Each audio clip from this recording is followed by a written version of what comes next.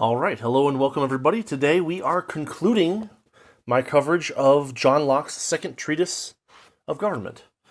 We've covered all 19 chapters of it, bit by bit, and what I wanted to do for this final chapter is to kind of give that final overview, final summary, final critique of the system Locke was trying to, or rather to see if what Locke claims to want, right, actually was accomplished by the system that he outlines in this book, or whether significant amendments may be required.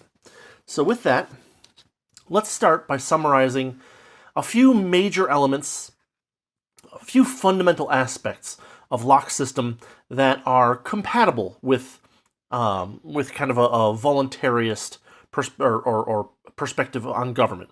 So for instance, number one of Locke's most important points is that no man be his own judge, right? That is compatible with a voluntarist system. We don't generally want people to be judging the results of their own disputes because, as Locke notes, there's going to be a bias there, which is going to encourage people to give themselves a little bit more than they otherwise might get from an impartial observer. Number two, government by consent as agent as opposed to ruler, right? That's another thing that is compatible with a voluntarist perspective, a libertarian perspective on how government ought to work. Government as a servant of the people, as opposed to a coercive state which rules the people, right? Number three, government powers limited by the laws of reason, as we figure them out, basically.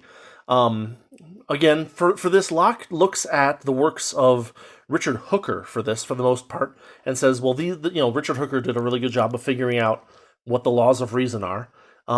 We can dispute some of the results, but the idea that the powers of government are innately limited, that a totalitarian state can never be that a totalitarian state can never be legitimate, is, I think, something that is compatible with a voluntarist perspective. Again, there could be groups of people that have different perspectives on how much oversight they want in their lives, and as long as they don't force that view on other people, that's compatible with a libertarian or voluntarist perspective. Number four, the rights of the people to resist tyrannical or usurped government. This is another big one, right? If a government that, assume, arguendo, that a legitimate government exists, and then it oversteps its bounds, it makes itself illegitimate. Well, Locke says that you are then authorized, morally, at the bare minimum, to resist the agents of that government with force if necessary. And again, this is something that in order to hope to maintain a government's legitimacy, we have to have this, final method for dealing with a government that's gotten out of hand and refuses to go back to its prescribed limits. Okay, then there are 5 parts of Locke's system that I think are largely incompatible with a voluntarist or libertarian perspective. Number 1, majority rulemaking. Now, there are cases where you will give up certain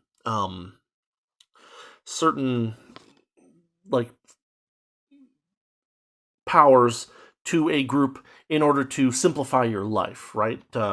You might, for instance, trash day is on Mondays. Well, I didn't vote on whether trash days are Mondays. Somebody else did. I gave up that power, but for the sake of simplicity, someone needed to coordinate what day is trash day, and so I gave up that power to the agent that I have that takes my trash away. Kind of something like that.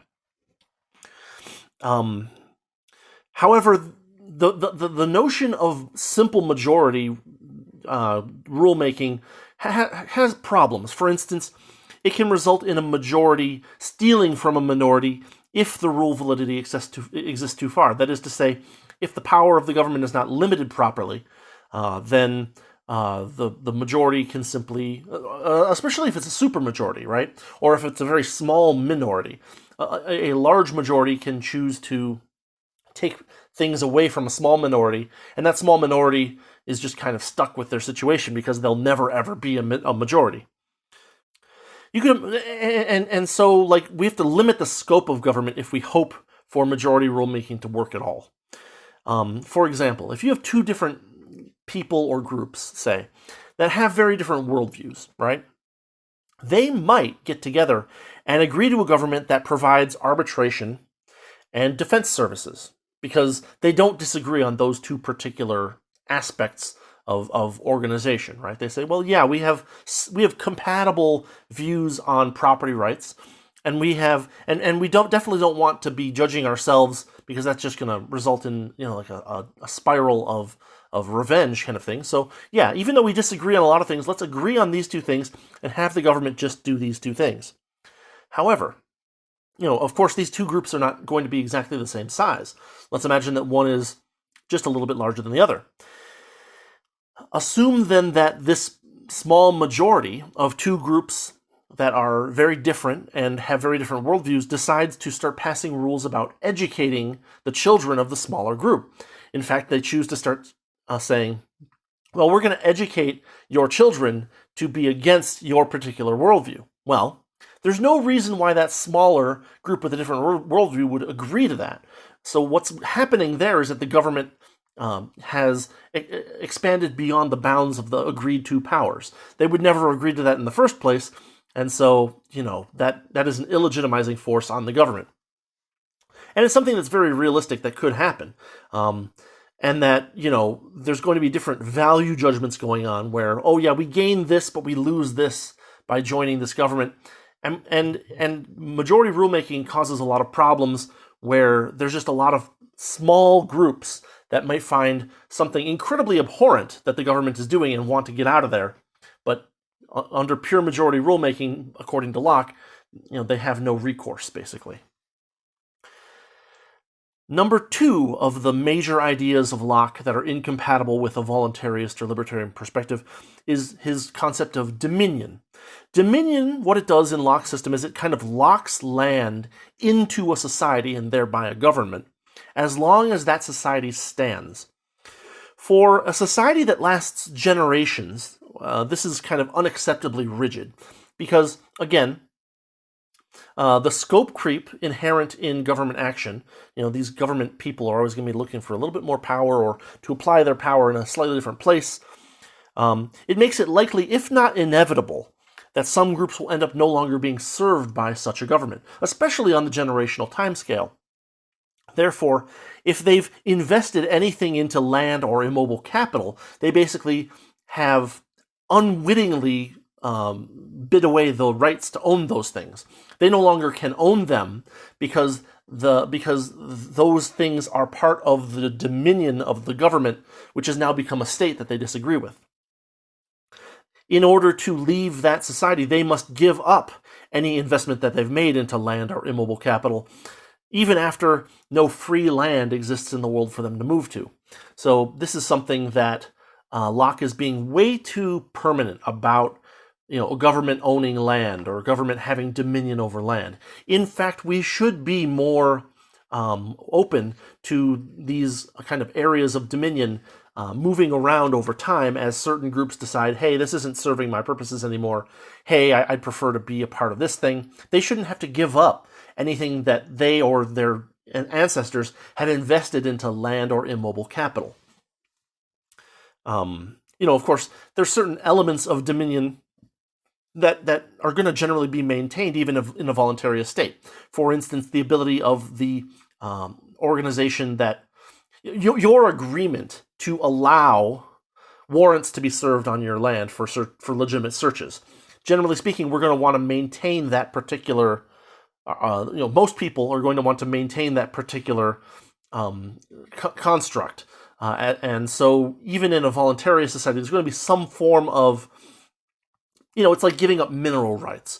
You give up the right to keep agents of this particular organization armed with a particular warrant to deny them access to your land. But you should be able to buy that dominion back somehow, and that would be the exit terms of the quote unquote social contract.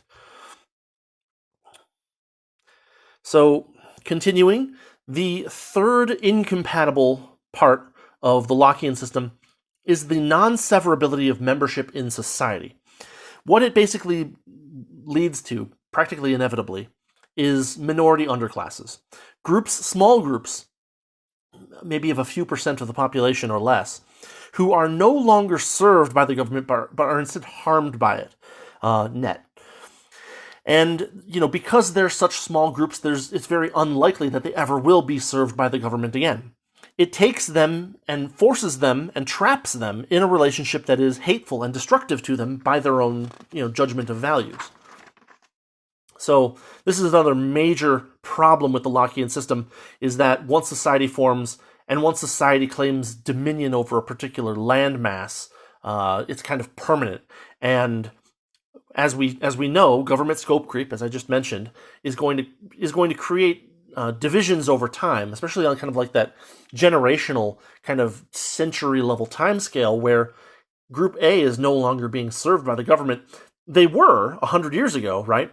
But by now, the purposes and the leadership and the policies of the government have changed to the degree that they're like, this isn't helping me in that anymore. It got, early on it was really helping, and then 20 years later it was kind of helping, and then 20 more years later it was still kind of just barely net positive, and then 20 more years passed, and it's like, well, this is kind, it's not great, but it's not terrible, and we've got enough inertia that it's like we'll stick around, and then 20 more years it's like, well, you guys are doing stuff that we just can't accept in good conscience, right? This is an entirely reasonable situation. And again, we cannot, in good conscience, strip away any land or immobile capital that these minor groups have had and just say, well, sucks to be you. Your ancestors, 3 or 4 generations ago said that, they'll let officers with warrants onto this land. Well, that just means that you can't ever get out of that. That's not how the real world needs to work, and it's not a way that we should expect, a legitimate government to work either. People must, under at least certain circumstances, be allowed to get out, especially on the generational timescale. We're not dealing with a criminal right here, because the situation we want to avoid, right, is some guy commits a murder. He hides a body on his land or something like that, and he says, "Oh, I secede," right? It's like, well, no, we're in the middle of we're 3 days into a 5-day investigation. You can't just commit a crime and then secede. If you do that, it's going to be effectively war.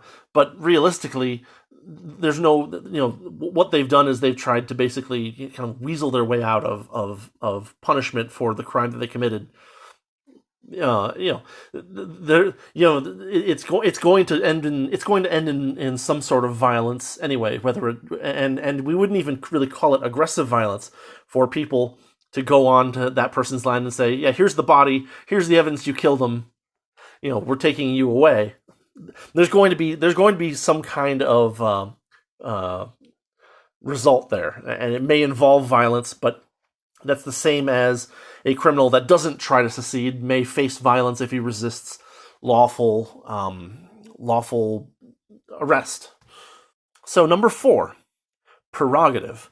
Locke has an entire chapter on prerogative, and it is exceedingly painful from a voluntarist or libertarian perspective, because the language in there is so vague and prone to so many negative incentives that it's like, well, this is just not something that can be accepted.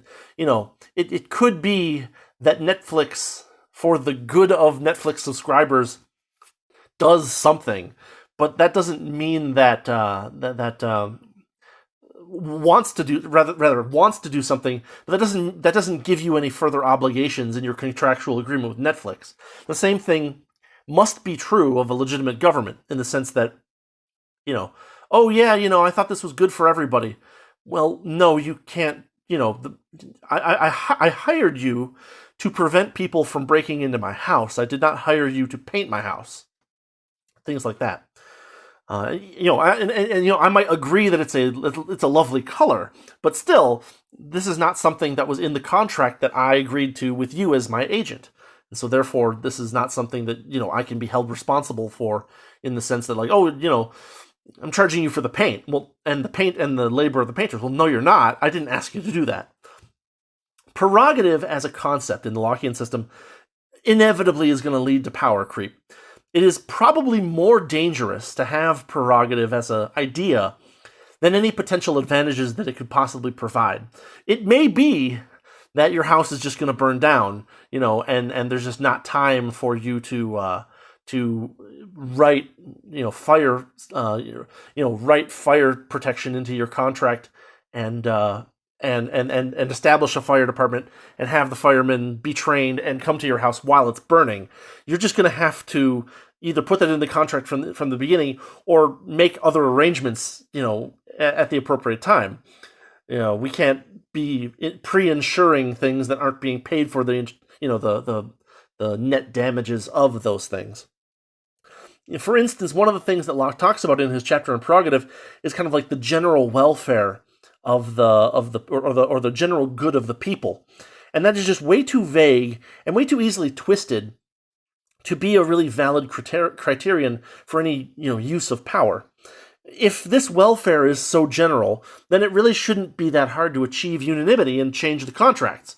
There are cases of emergencies, but again, if a person's house is on fire, you're like, well, I will, and you have no agreement with him. You're not obligated to put water on his house. But if he says, hey, I'll give you $50 if you put water on my house, this is a fairly easy negotiation to be made, even in the case of an emergency, right? Because a contract doesn't have to specify payment immediately. It could be like, look, my house is on fire. I'll give you $50 tomorrow to put it out, right? And you can be like, sure. And then you have a binding contract. This can be done in minutes and is not a justification for vague and nebulous government powers to be used for the good of a vague the people.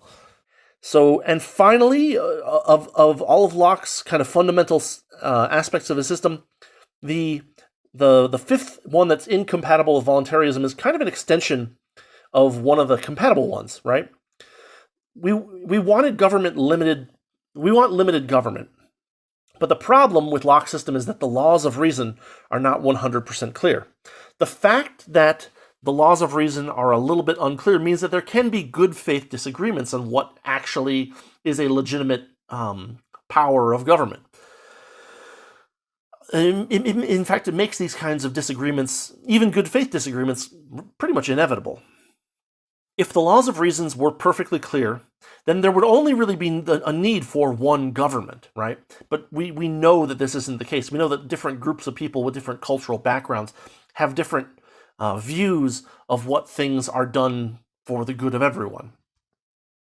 And many different governments have existed over time to segregate people with different concepts of what a government should do from each other.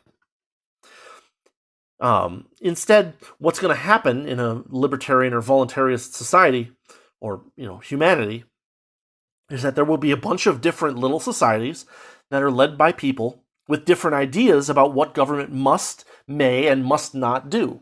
There may be a group that gets together and says, well, we want government to provide food for everyone, and they might say, well, not general food, but let's say, 1,500 calories worth of rice and beans to every human being in this particular organization every day. Rain, shine, sick, well, whatever. There may be a group that doesn't want to do that at all. And it's perfectly reasonable for this one group to get together and say, we all agree on this particular moral requirement, and so we're going to act on it ourselves. And this group to say, well, that doesn't obligate me. I don't believe that obligation goes from me to other people either. And so we have two different groups with incompatible views of the powers of government, and those two groups should be both allowed to, get together with each other, as long as they don't force anyone in each other's groups to do things that they haven't agreed to do. So, okay.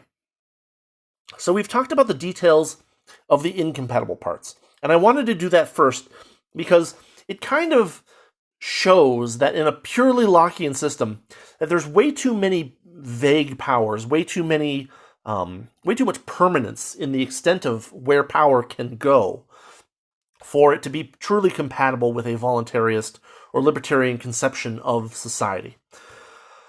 And so the bottom line of of my study here of the second treatise is that Locke tried, right? He definitely tried to get further away from might makes right as a source of government, as a source of power, that is to say, legitimate power, right?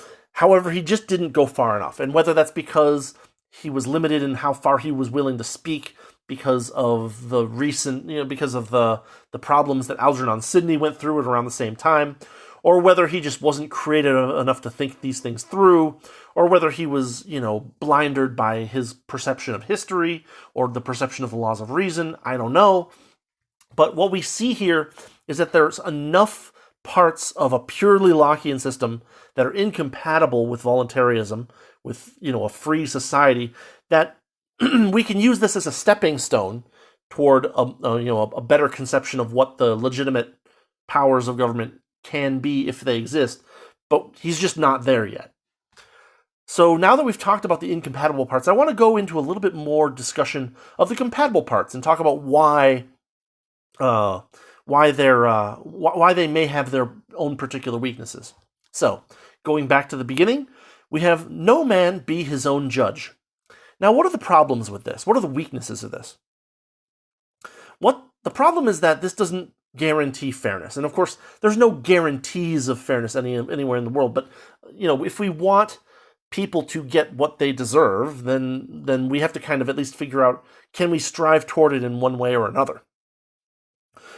What can end up happening in a real society of real people is that sympathetic systems can arise that generally favor one side. For example, government judges who are hired and paid for by the government are typically inclined to support government dictates, not because of any particular rational reason, but the esprit de corps, or however you pronounce it, right? The spirit of the body. They see themselves as employees of the same group that employs the rest of the government, and so they say, well, I'm going to give these guys a little bit more benefit of the doubt. There's a certain amount of natural tribalism there that results in possible corruption or unfairness that we have to watch out for and pay attention to. Locke talks about having kind of this monopoly on arbitration, but it's definitely not. It's definitely the case that we can get away with having a non-monopoly on arbitration.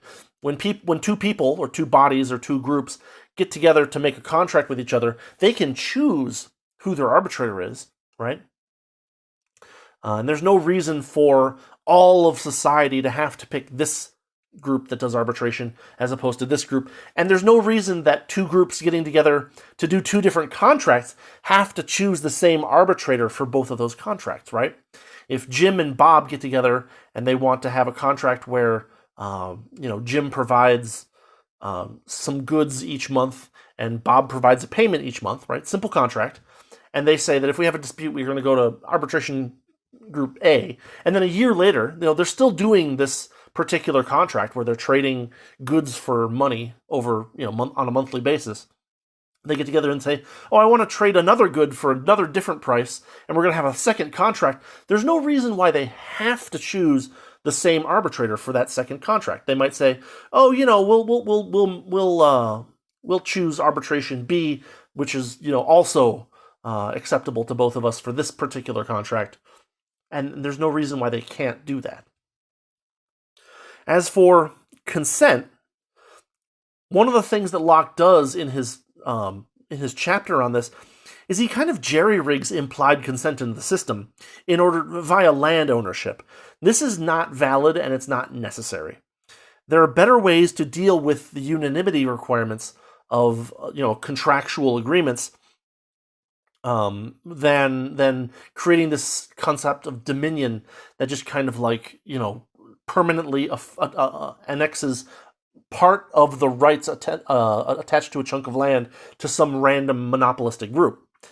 In fact, we might find that there's better ways to deal with these requirements, such as strictly limited jurisdictions of small organizations and an ability to exit. I've talked about this repeatedly throughout the thing, but a lot of these problems with Locke, secession with land fixes this in the sense that you've generally speaking, when you enter into a contract, there is either an exit clause or the contract is built upon a framework that assumes a certain content of the exit clause.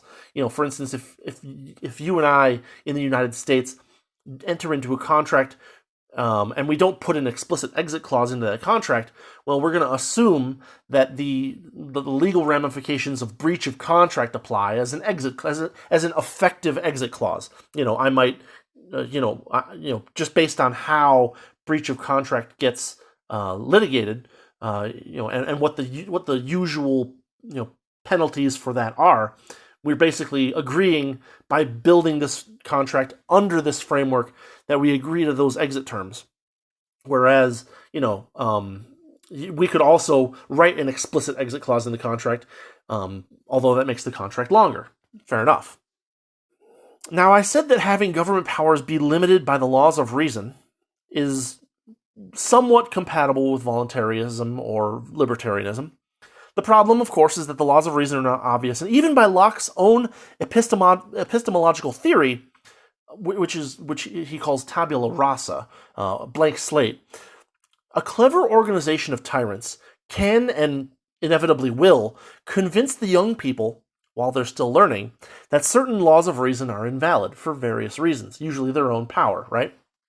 So let's assume, hypothetically, that a group of people know the laws of reason, right? We're already making an assumption here, but let's assume that they have a solid and compatible and, identical conception of what the laws of reason are. They create a government. Then what happens is that the people in the government take over the ability to, say, educate the young. And what they do is they say, here's the 100 things that are the laws of reason. This is all kind of hypothetical, but bear with me. Say that they agree that there are 100 laws of reason, and the government can do certain things within these 100 laws. Well, what happens is that once the government starts educating the young, they say, oh, no, there's only 50 laws of reason. There's only 50 things that you can say, are yours alone and are not something that can be controlled by the government. And then the next generation, it's 25. No, you only have 25 freedoms, right? Next generation, no, you have 10 freedoms. And in this way, it's very easy for a determined organization of, power-hungry people, which is who usually gets into a government as it goes on, will gradually convince the young that, you don't really have a freedom of the press. You have freedom of speech, yes, but your freedom of speech only extends as far as your voice extends. You can't actually write things and publish them and print them and hand them out to people. You actually have to be talking. Things like that. Power creep in government, if government is given actual power beyond, to kind of like interpret its own contract with you, as is the status quo with current social contracts, right?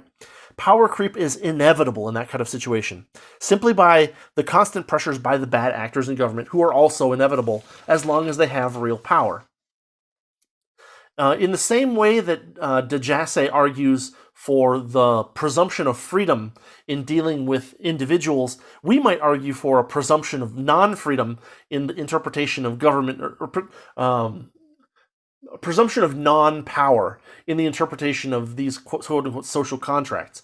That unless the contract says explicitly and exactly that the government has this particular power, that we agree that it does not, but that's not the general way that these things are dealt with. So, again, this is another weakness of kind of the laws of reason approach.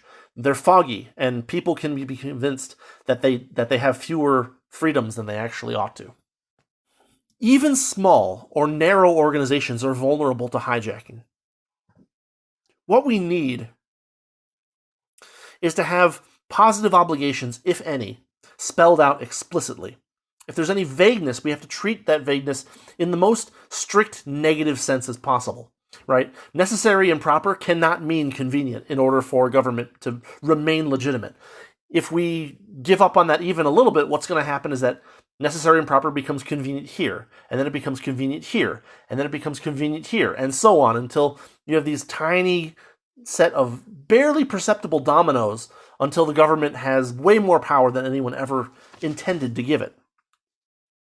For example, one might sign away the right to final approval of house repainting, and this is for positive obligations especially, right? You can agree to negative restrictions and say, well, I'm not gonna shoot you, I'm not gonna defraud you, I'm not gonna do this, I'm not gonna steal from you, I'm not gonna murder you, I'm not gonna assault you, I'm not gonna whatever, right? These are all negative things. But when we talk about positive obligations, we need to be very, very strict and very, very careful about what or where these get applied. So as I was saying, imagine, for instance, that you get into a group of people and you sign away the right for final approval of your house repainting. You all have different house colors, and you all agree that those house colors are acceptable, today. And then you join this thing and say, well, if someone wants to repaint their house, they have to get final approval from somebody, right? And so the basic idea behind that is that you're preventing someone from painting his house puke green or neon orange, right? And that's reasonable, for a society for a group of people to get together and agree to that. You can alienate yourself from that particular, power regarding your own property, at least temporarily. But here's the thing, is that the instant that you give this body not just the right to say, hey, no, you may not change your house color to puke green, once you give them the power to say, you must now change your house color to slate gray, right? Once you give them that power, that positive obligation that can be given from the body to the constituents basically is a way for government, for an organization, to game the system, right? And this could be done by saying, oh, well, all of these particular people with this particular characteristic that I don't like, they tend to have brown houses. So what we're going to do is we're going to, put out a requirement that all houses now be the color that my group, tends to like the most. And this will hurt them more than it hurts us, right? That can be gamed that way. But you can even get more subtle about it. For instance, you could say, well, nobody's house is painted sky blue. So we're going to what we're going to do is we're going to get together and we're going to buy up all the sky blue paint. And we're going to paint our houses sky blue, and we're going to approve all that. And then we're going to say, oh, since, this large percentage of people have all painted their house sky blue, we're going to make it a requirement that everybody paint their houses sky blue after the price of sky blue paint has skyrocketed due to purchasing by the group that was kind of in the know. So negative obligations are not so much of a problem because they don't require you to do anything. They only prevent you from doing certain things. And you can make that agreement beforehand. You can say, yeah, I won't, if I walk across your property, I'll stay on the sidewalk. Simple. I won't walk on the grass, right? But when a body gains the power to make positive obligations among its constituents, that's where gaming the system can come in. And that's where one group, be it a majority or a big majority or whatever, or even a small group that kind of is really, really clever, they can get in there and they can game that system. As long as the obligations are purely negative, right? Then everything's fine. As long as all of the transactions are transactional, in the sense that, considering, for instance, taxation, right? If everything that the government did was simply fee-based, right?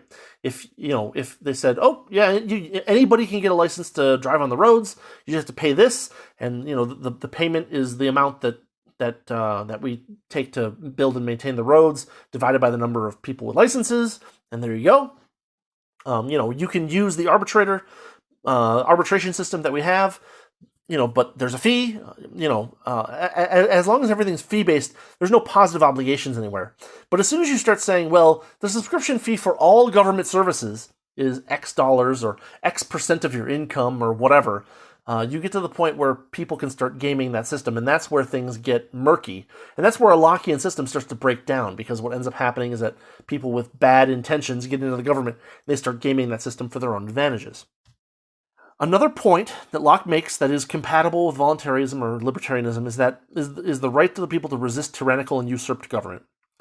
The problem with this particular element of Locke's system is that it's really only a minor comfort when you're made a permanent minority. Yeah, you technically have the right to resist, but you're going to be overpowered.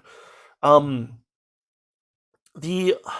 only outlets that you are left with are protest and violence, as opposed to having the option to leave the system with some kind of exit fee or something like that.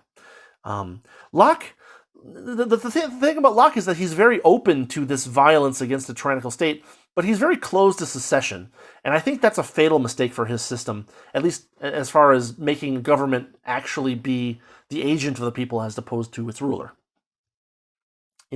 Locke is very open to saying, oh yeah, these people have put themselves into a state of war with you, but we've seen today that governments can create these massive standing armies that are very difficult to resist by any relatively small group, and it would really require armed resistance by a majority of the people in order to affect change in some of these systems. So we've now looked at 9 different elements of Locke's system, 4 of them which are relatively compatible with voluntarism, and 5 which are not. We've talked about why these incompatible parts are so dangerous, prerogative being kind of the poster child, and we've also talked about how the relatively compatible elements have their own particular problems that need to be handled more carefully. Now that I've covered all that, let's go into some other thoughts that I wanted to get across about this book, just kind of in general, without worrying too much about these particular little points. So, number 1, Locke perceives government as a territorial monopoly of several services. We see several problems with this. Number 1, we have that horizontal integration. It is not true that the same organization that protects you from robbers needs to be the same organization that protects you from fraud or invaders, right? On a societal scale, right? You can build a wall around a city without building walls in between each individual house. This is kind of the way to think about that. He also says that it's kind of a territorial monopoly. That is to say, borders are very fixed in a Lockean system, which is a problem. And there's one arbitrator. There's one head arbitrator, which runs the risk of that arbitrator kind of taking or finding places where it can judge for itself, which would violate another part of his kind of fundamental rules. These assumptions of territorial monopoly, the assumption of monopoly itself, and this horizontal integration of multiple functions is all invalid from like a more nuanced perspective. And we need to recognize that as a weakness of the Lockean system per se. Next. The laws of reason, according to Locke, are all based on the religious, specifically Christian Protestant arguments of Richard Hooker. These are not necessarily convincing to large swaths of humanity. And if we hope for humanity to, let's assume, right, that everybody is currently under might makes right, and the goal is to get as many people under government as agent as possible, then the laws that they operate under, that they're limited by, must themselves not make reference to something that separates these people in a particular ideological way. We need laws of reason that don't depend on any particular conception of the divine. We can't really justify Locke's prohibition of suicide, and that's a rule. And the thing about that rule in particular is that if heaven is really the final judge, then what Locke is doing by saying, "Oh yes, suicide is never legitimate," is he's basically trying to take judgment of heaven for Earth himself. He's overextending himself, is what I'm saying. Those cases, may and will be brought to heaven, regardless of whether we do anything on Earth to prevent them. If there is heavenly judgment of something like suicide, then earthly judgment is superfluous, unnecessary. What are you going to do to a person who is committed to suicide? Well, You gonna kill him? The more sensible answer seems to be to let them face whatever judgment they happen to face. If there is an afterlife of any sort. Now, we have had people like Rothbard and Hans-Hermann Hoppe come up with contributions to a non-sectarian, right, conception of justice. We have the non-aggression principle, and not just Rothbard and Hoppe, but many, many others. But we have the non-aggression principle, and we have argumentation ethics. These are both worthy contributions, but they're also much more narrow than most people believe in as far as their conception of morality goes. Which is something that we have to at least account for. We can say that the widest possible government can only do these things, but it is also true that small groups of people, small enclaves of people, will get together and say, we all agree on these particular moral principles, and there's nothing we can really do ethically to prevent them from doing so, and having a government that has more powers than simply enforcing the NAP and understanding argumentation ethics. There's no reason why these small uniform groups can't have positive laws between each other as long as exit is possible. And again, this is something that I keep harping on because I think it's really important, is that as long as it is possible to exit from a society without losing everything, pretty much, it's going to be way more likely for people to use that as a relief valve rather than violence against the system that they used to be a supporter of. And, what we do by that is we reduce the overall violence while allowing people to have the systems, to work under the systems that they prefer, as opposed to, these kinds of spurts of revolutionary or anti-government violence, which would be unnecessary if they could just leave. So in conclusion, Locke's goal was worthy. His goal was the elimination of the legitimacy of might makes right. Even might makes right with extra steps. It is not legitimate for a government to operate on that principle.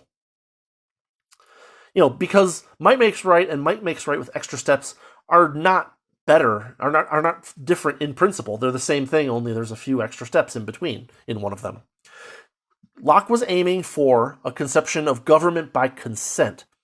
By government by consent, a society where people do not judge for their own, particular issues, in like an arbitration sense, and for limited government. And these are all good ideals. These are all things that I think that if humanity actually strove for, we'd be way better off. The problem is that Locke makes way too much effort to hold societies together. Over the generational timescale, it is perfectly reasonable for small groups of people to say, oh, I think we can do better on our own, let's go off on our own.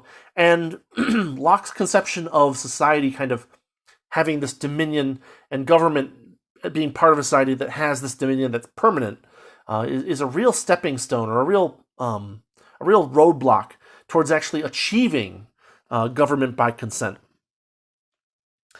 I've mentioned this a couple of times before, but what we need to think about are the ideas that a government does a few things, and you might not 100% agree with it, but you're still better off. You still think that you're better off than you would be in any other system, right?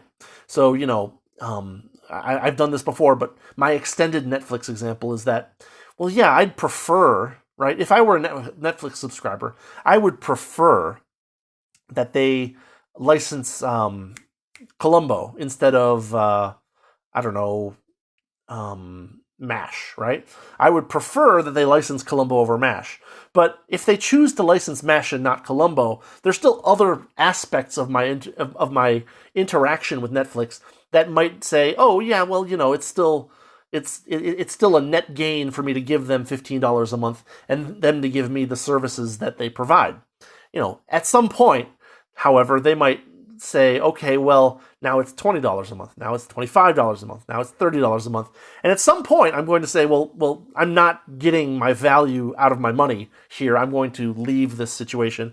And that's kind of how we need to be a little bit more, I think we need to kind of perceive the proper role of government more as, like, well, I mean, this particular group claims that they're protecting me from robbers, but they're not actually protecting anyone from robbers. They're putting all of their money into statues of Benedict Arnold or something like that, and they're not providing any actual services, and they're not hunting people down who have committed robberies. And so, like, why am I a part of this organization? I should be able to leave. They're not serving their purpose anymore.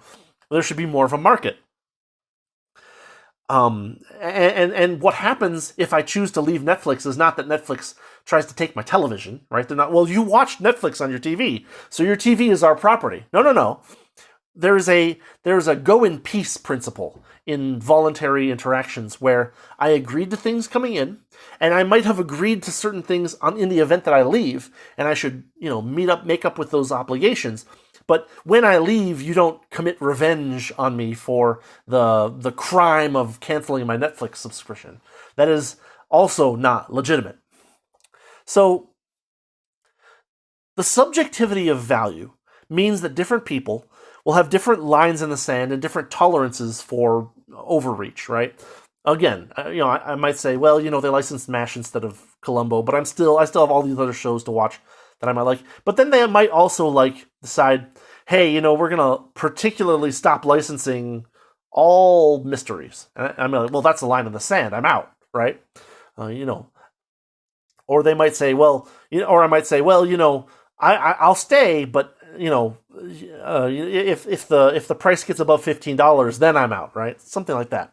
And because we know that value is subjective, every individual who's part of one of these large organizations or subscribes to one of these large organizations is going to have a different conception of where that line in the sand is. And they might say, oh, well, we're going to, let's say that I was, for whatever reason, I was incredibly opposed to the A-Team, and they're like, well, we're going to license the A-Team. I'm like, I won't work with any company that licenses the A-Team, right? You could have that line in the sand, and you could say, well, I mean, that's part of value being subjective, and part of why we need societies and who's a member of a given society to be more fluid than Locke allows for.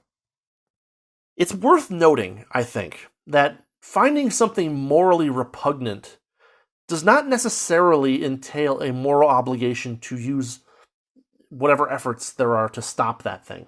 For instance, right?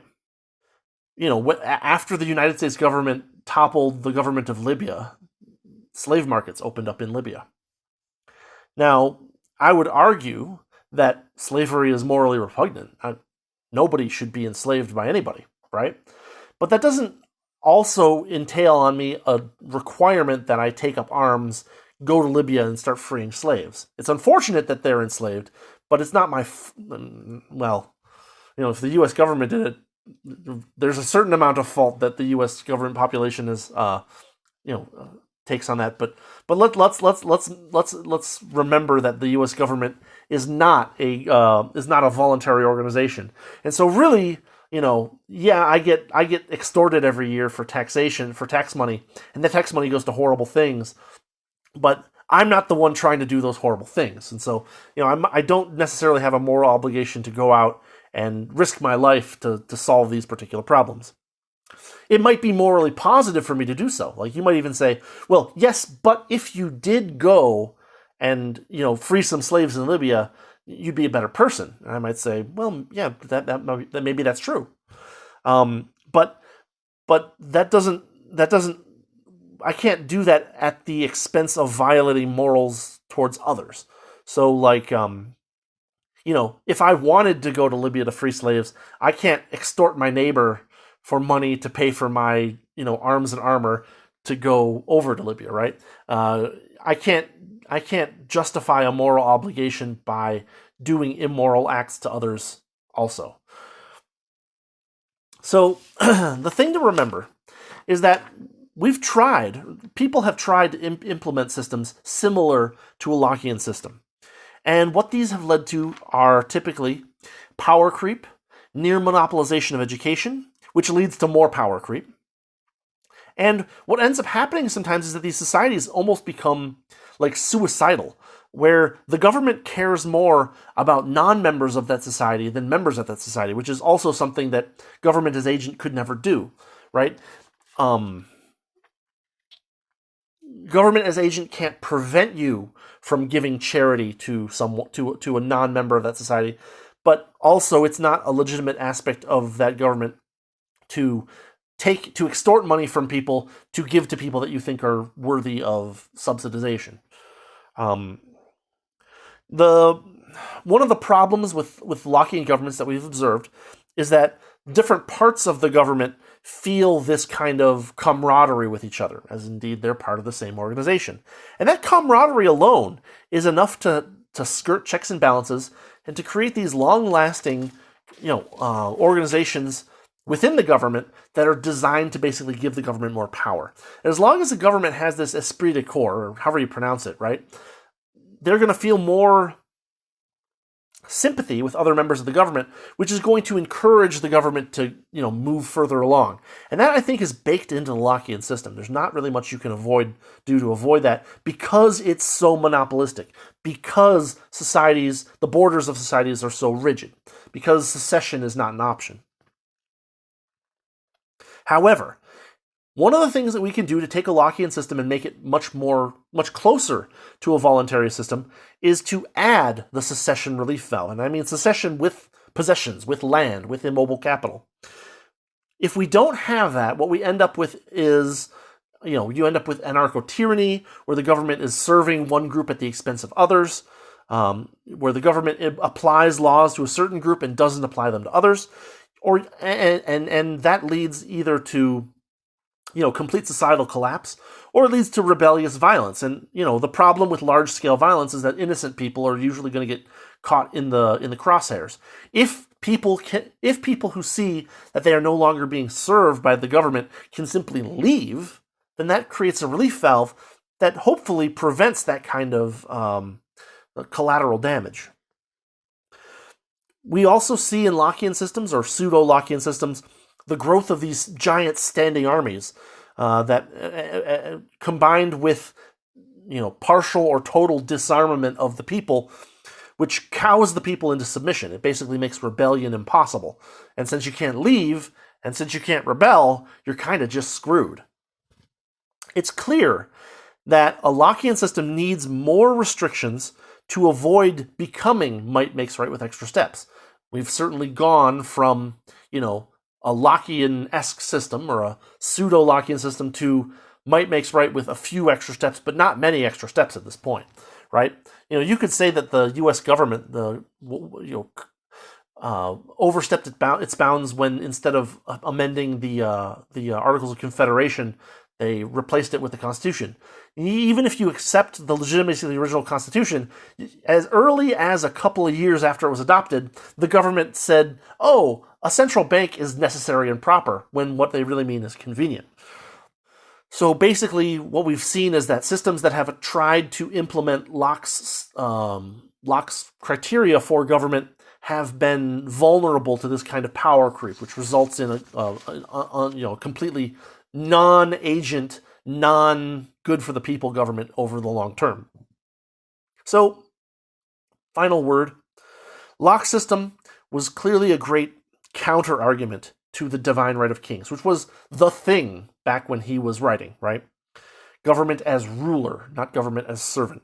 However, Locke was either, insufficiently confident of his ability to avoid the gibbet for writing what he was writing, or he was, insufficiently imaginative to see governments breaking down, a little bit here and a little bit there, and these people going off and forming their own thing without violence. A Lockean system is a great step in the right direction, but it's insufficiently restrained to achieve Locke's own self-stated goals.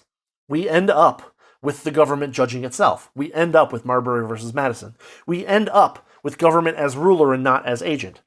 We end up with government powers that creep so far that they're way beyond any conception of the laws of reason that the people, putting together the system had in their minds.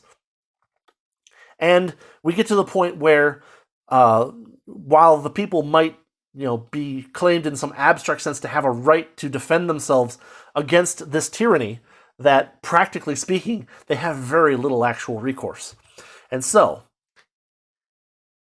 Locke's system in the Second Treatise of Government is a good step, but doesn't get us far enough to get to a point where governments are going to be legitimate and remain that way over a long period of time.